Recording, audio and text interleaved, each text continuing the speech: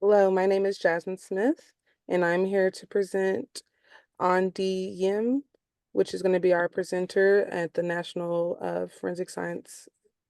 Center of Forensic Science webinar series. Andy Yim is an associate professor at George Mason University. He is a biological and forensic anthropologist by training and received their PhD in anthropology from the University of Illinois, Urbana-Champaign. Andy is actively in forensic anthropology casework and have worked on cases in Illinois, California, Missouri, Kansas, and Virginia. In addition, he has interned with the New York City Office of Chief Medical Examiner, or the OCME, for a year and research examined the practice of forensic anthropology in the medical legal system. I present to you on DM. Thanks, Jasmine, for the introduction.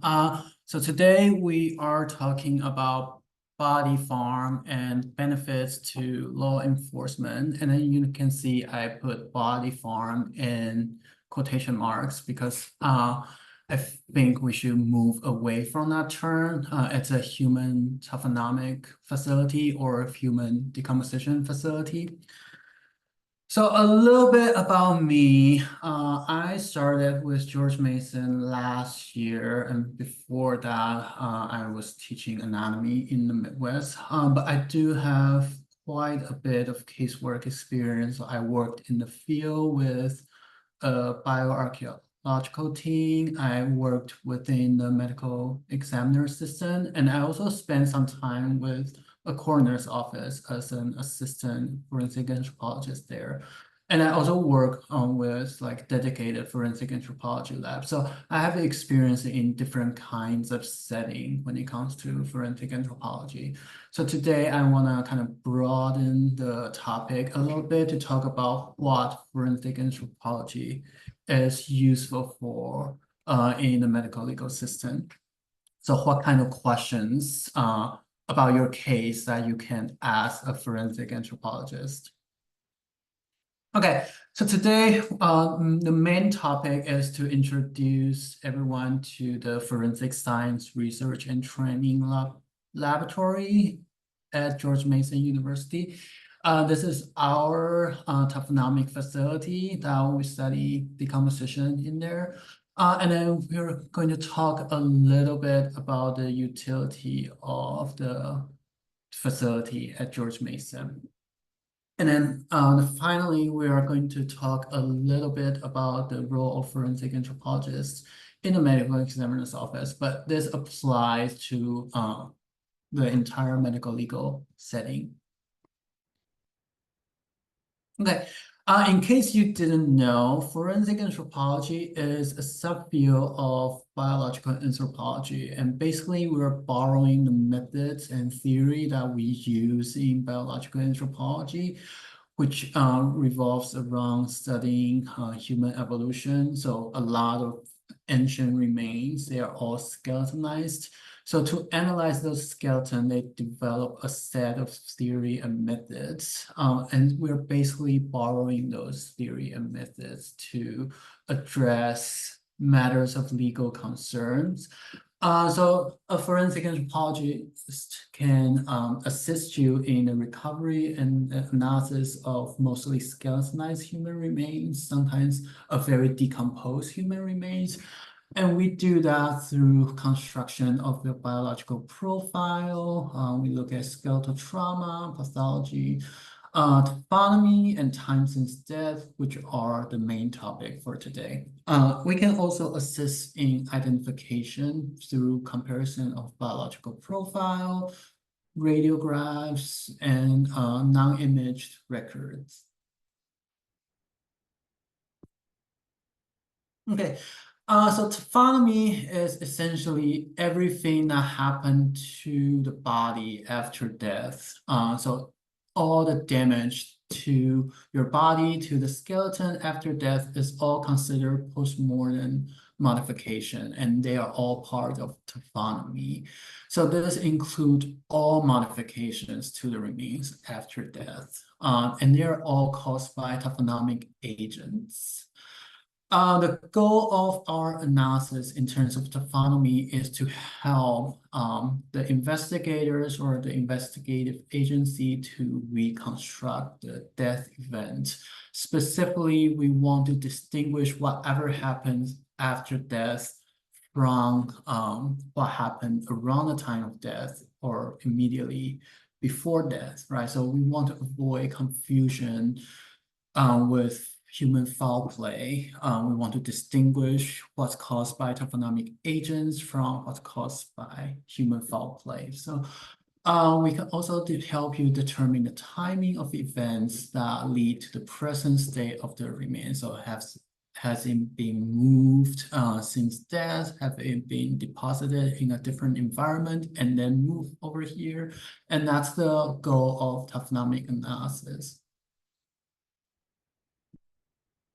Okay, so taxonomy is not a huge part of casework, but when we do find something, we will make a note in our report. So this is from a recent literature where they reviewed 987 cases from the FBI submitted to the Smithsonian for forensic anthropology consultation. And out of this 987 cases, there are about 700 that included a taxonomy section. So not all cases will have this section. Sometimes you have to specifically request this specific sections. And then out of this 700 plus cases, there are about 100 or so that contain information on scavenging. So like animal as a taxonomic agent, what they did to the remains.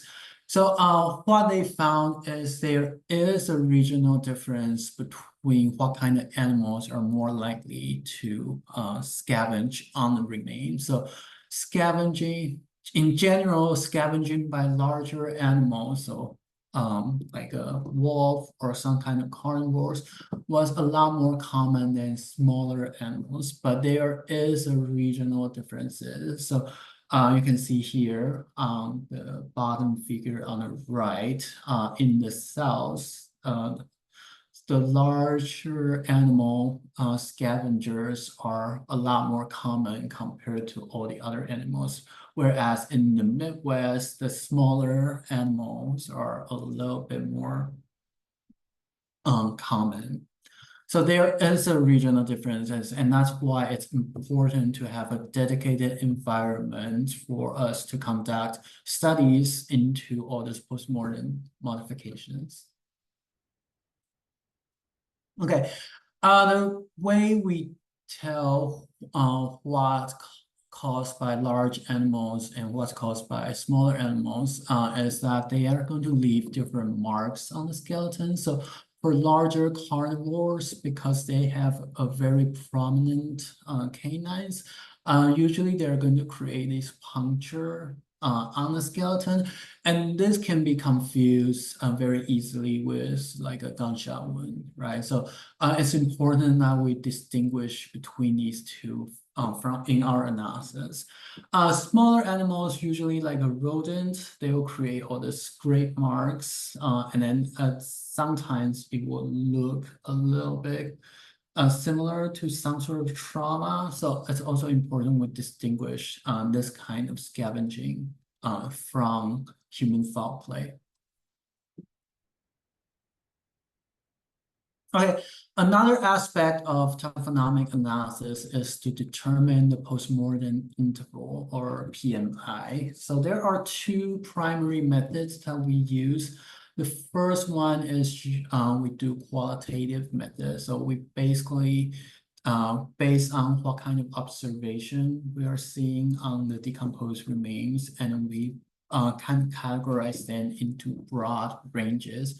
So on the figure here, you can see the range, the broad categories that we're using. So fresh, early decomposition, advanced decomposition, meaning we're starting to see skeleton being exposed, and then skeletonization, meaning more than about like 50 or more % of the body has skeleton exposed, right?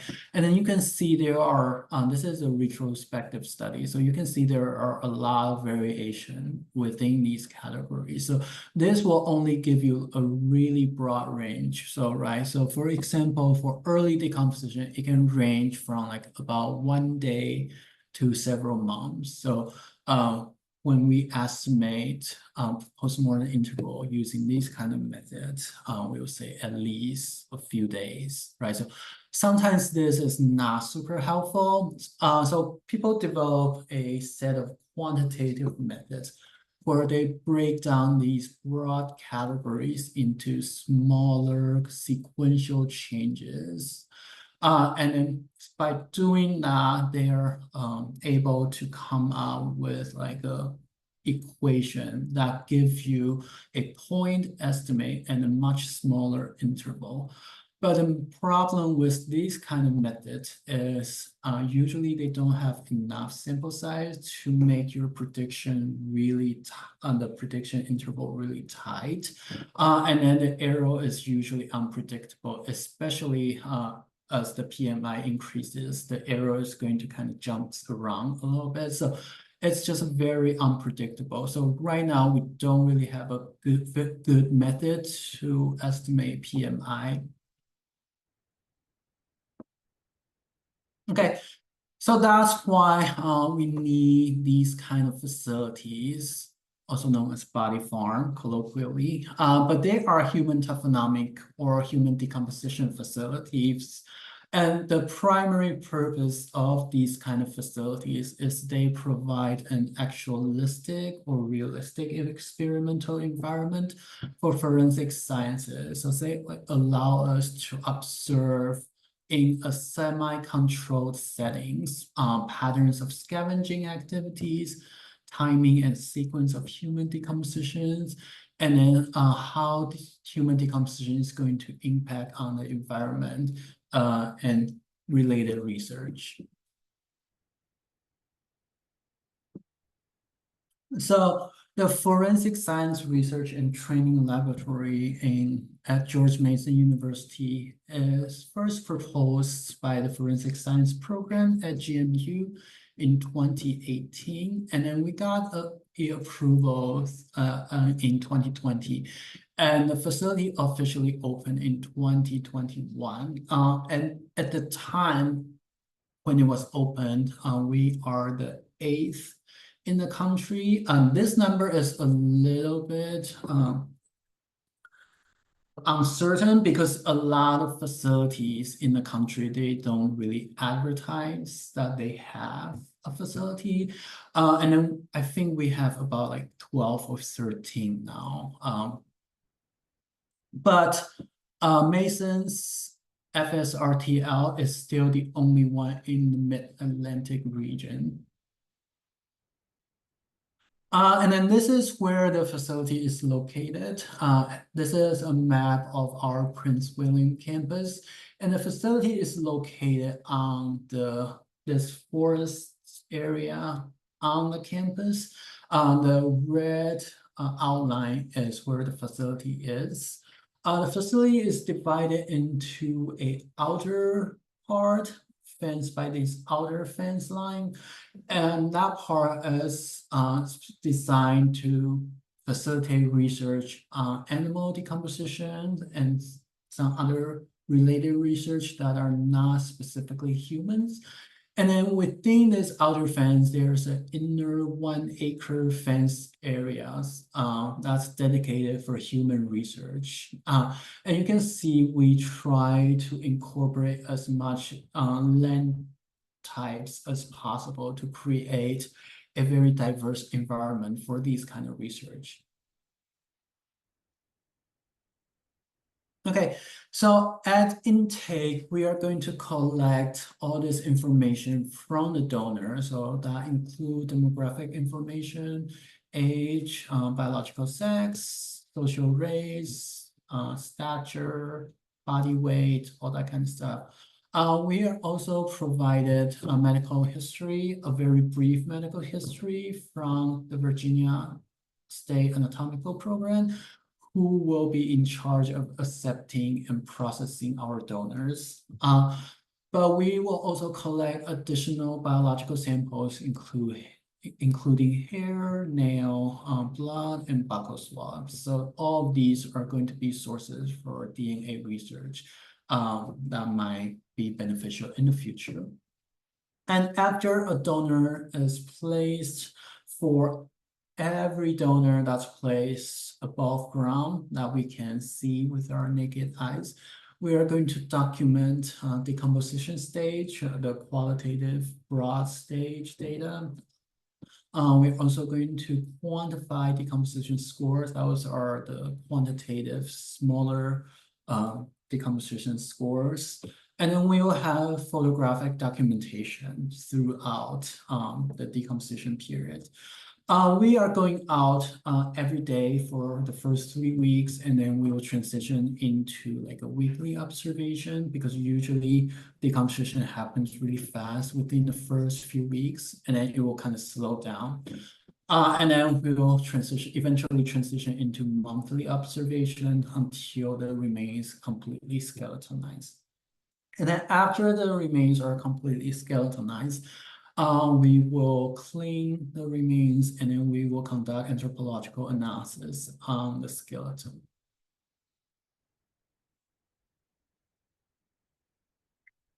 Okay, currently we have all the basic data collection protocol finalized. And we have for the first 2 human donors placed. One is placed above ground, and then one is buried in a grave that they are going to do some chemistry research on. And then we do have some plan to conduct some DNA extraction research on these 2 donors. For the outer area, there are a lot of animal studies that have been done. We have a study focusing on clandestine grave detection. These are pictures of my students doing some sort of contraption to try to observe decomposition on buried animal remains. And we are using the outer area also for training purposes. So I have conducted a few training workshops for my forensic anthropology classes out there.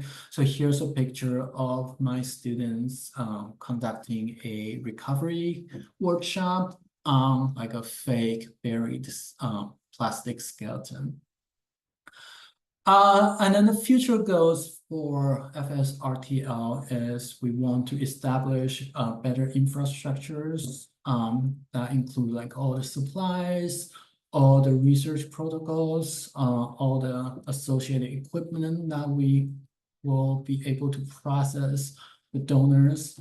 And then we want to establish baseline data for decomposition because decomposition varies so greatly from region to region. So I think it's important since we are the first one in the Mid-Atlantic region, we establish a baseline just to see how variable the decomposition is for our region before we start doing some type of variation to see how decomposition is going to be affected. We are also going to collect matching genotype-phenotype data in the hopes of conducting some research on genotype-phenotype mapping. And then we are going to use like a crime scene 3D scanner to see if we can digitize everything we're seeing out there.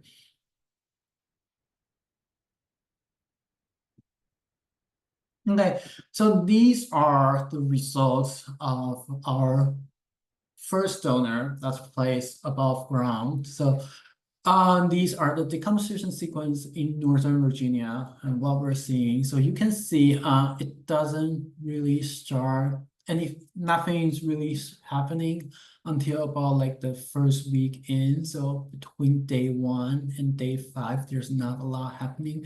But on day 5, it really started to change. There are some discoloration. And then once that happens, decomposition happens very quickly, right? So like within 3 days, you can see this is more like an early stage of decomposition. So, and then by day 10, this is more a little bit more advanced, right? So it's covered in maggots. A lot of the soft tissues are gone, and then there are a lot of decomposition fluid purging. And then by the second week, we can see this is advanced decomposition because a lot of skeleton are exposed, right? And then here on this table, this is like a standard that we use for climate that are similar to the Mid-Atlantic region. So for warm/moist climate. So we are expecting to see these kind of decomposition by about like the second to fourth weeks. So we're not seeing on this particular donor, we are not seeing anything out of the ordinary. It's falls within the range that we would expect to see given how long it's been placed. But these kind of research are important because eventually, when we have more donors in the facility, it's going to start kind of fluctuate. So we can establish like a range of normal variation in these kind of sequence. Okay, we also have trail cams set up whenever we place a donor above ground. We have trail cams set up to capture what kind of scavengers are going to access the body. So far we're seeing a lot of vulture activities. We're seeing fox. We're seeing opossums and raccoons.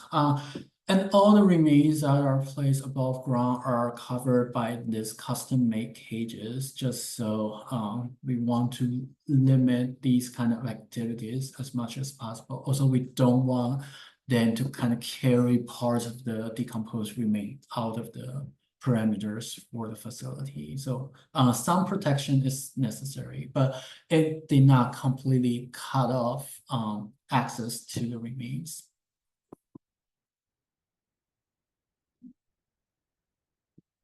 Okay, so here are a series of trail cam footage that's going to show you that these turkey vultures are actually feeding on the remains.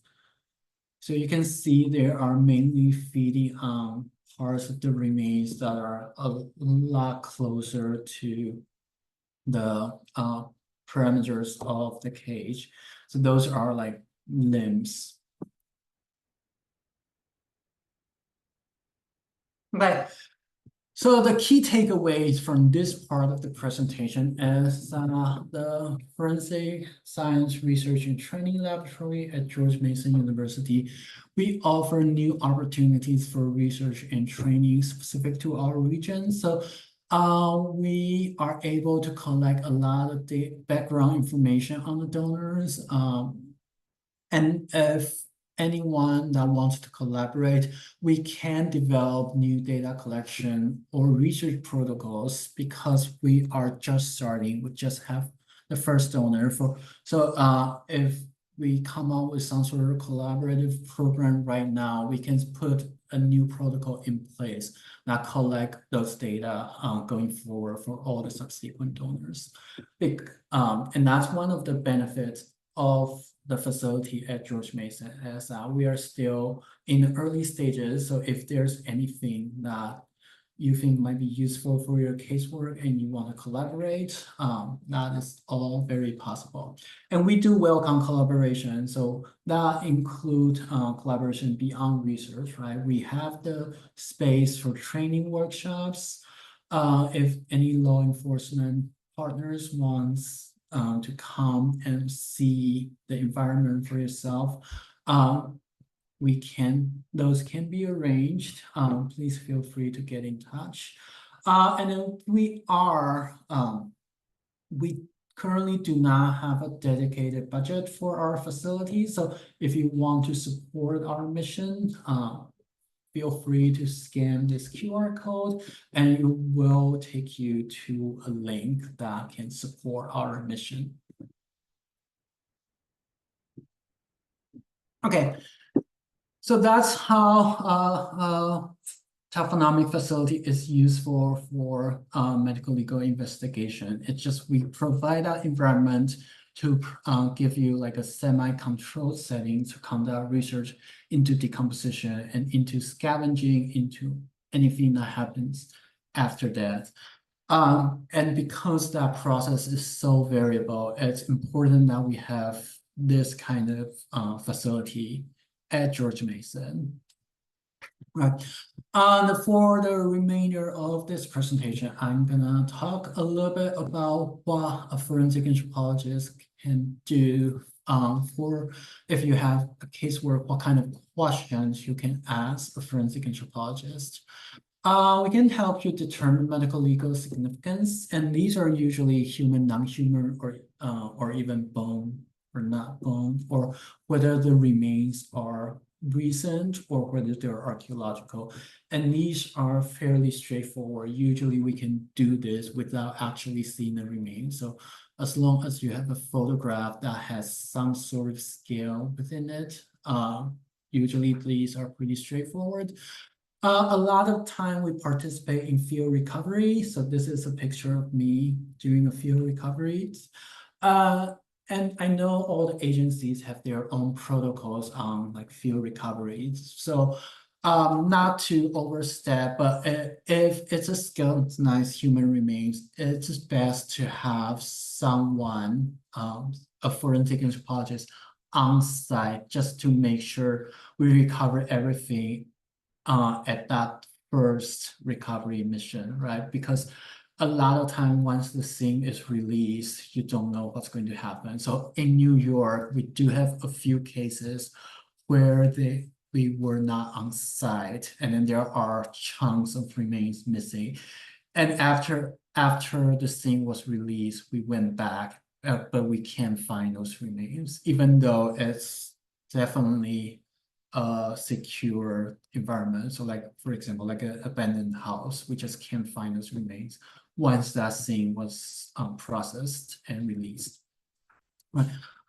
We provide biological profile analyses, and these are include skeletal sex, age at death estimations, population affinity or ancestry, and these corresponds fairly well with social race. And then we also provide a stature estimation for all the skeletonized remains.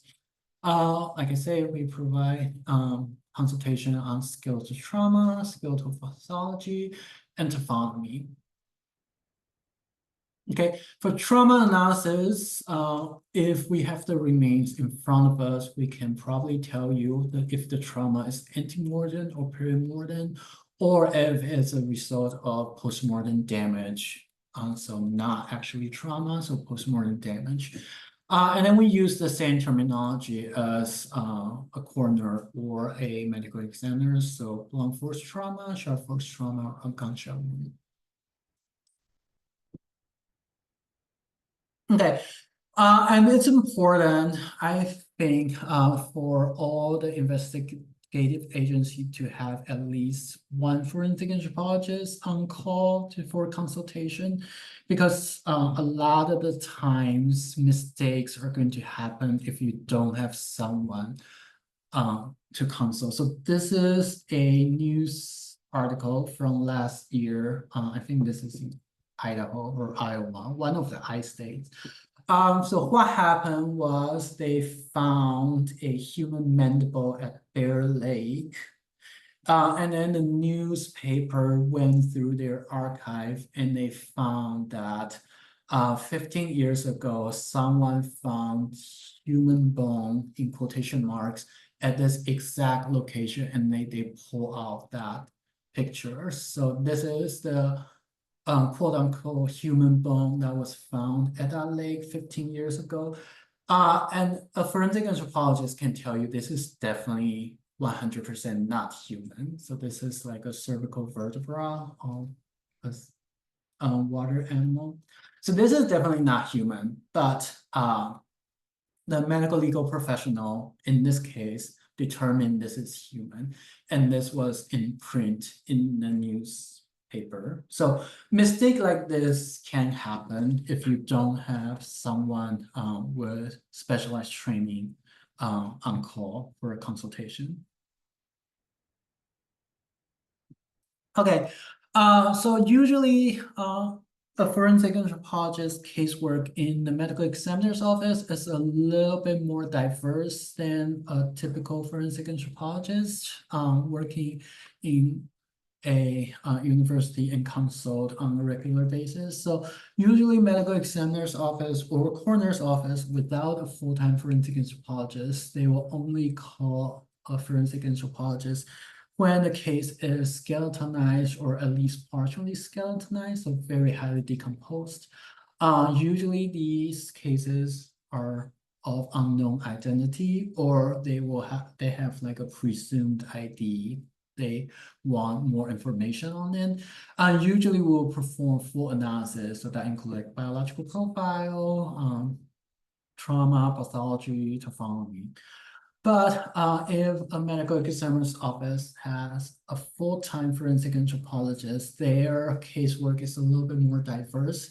They can do isolated trauma consultation. They can provide consultation on like identification, and they are often also in charge of mass disaster protocols.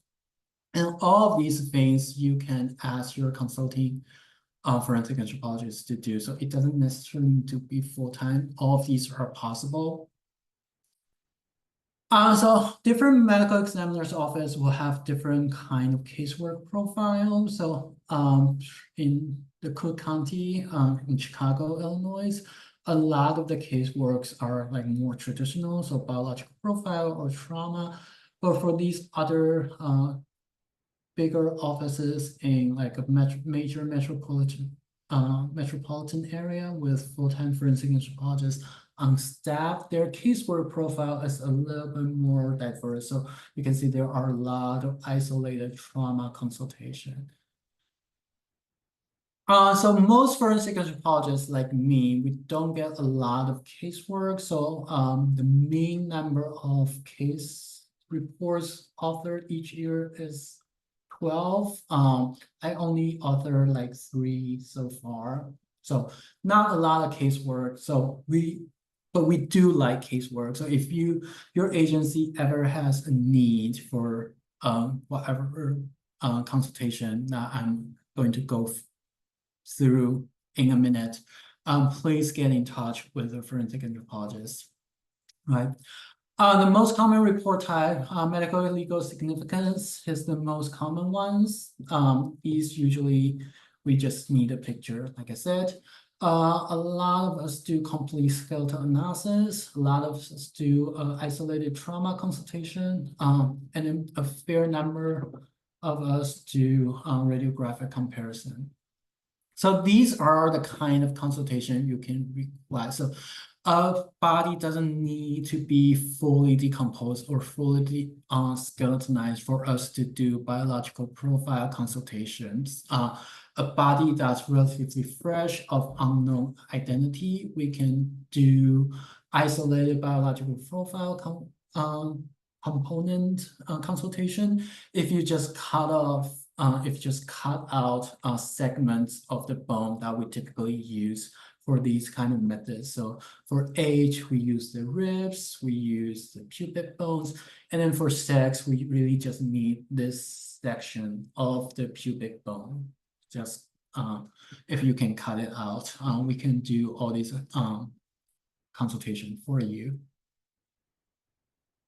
And then same thing with trauma consultation, right? If you just cut out the parts that you want us to do a skeletal trauma evaluation, we can do those for you. So these are isolated, highly bone that they cut out during autopsies for us to evaluate whether there's a fracture. So here is a fracture on the left side, but not on the right side. And here's a fracture on the left side as well. And then similar to trauma consultation, a lot of the times in New York, they will do a trial abuse injury consultation. And these are usually, they will separate out the ribs during autopsies for us to evaluate the trauma on the ribs. So these ribs has a lot of perimortem trauma. It also has a lot of antemortem trauma. So there are a lot of healing. So this is a sign of trial abuse. So The takeaway is, as long as you cut out the segment of the bone that actually has trauma, we can do those isolated consultation. Okay, for personal identification, we can do comparison of radiographs, and it's all kind of radiographs. So in this example, I use the cranial AP X-ray, but really any body parts will do as long as you position the remains as close to the antemortem radiographs. We can compare the bone contour, morphology, we can compare the trabeculate patterns, we can compare the orientation and placement of foreign objects, we can compare whether there are skeletal anomalies, pathology, trauma, and sinus shape for skulls, or for dental features, I would recommend you consult a forensic anthropologist. But all of these, we'll use all of these methods to kind of see whether your antemortem radiograph matches your postmortem radiograph. So this one is a superimposition of antemortem radiographs onto like a postmortem radiographs. And we will outline the patterns of the sinus shape that we're seeing, and they are a match. Usually for actual casework, I will place landmarks on a little bit more outlines, just so we have a stronger evidence for the matching. Okay, and we can also do burn bone trauma interpretation for you. So this is not something that a lot of agencies know, but for a burn case, a lot of time it's beneficial to have a forensic anthropologist on consultation. So the main goal of our analysis is to collect and preserve the human remains, and then distinguish between thermal trauma or alteration to the bones from perimortem trauma. So we can recognize potential evidence for criminal activities. So for all of these are from a textbook that are from casework. So we will identify what trauma are a result of burning, what fractures are a result of perimortem trauma or foul play. So we do this through the use of signatures and charred burn patterns for trauma interpretation. So, for example, on this figure on the left, you can see that this burn surface is charred internally, and then a little bit more calcine, a little bit more white on the outside, right? So for this internal surface to be charred and calcined, that means this fracture happened before the burning happened. So this is not a burn-related trauma. This is a trauma that happened before the burning.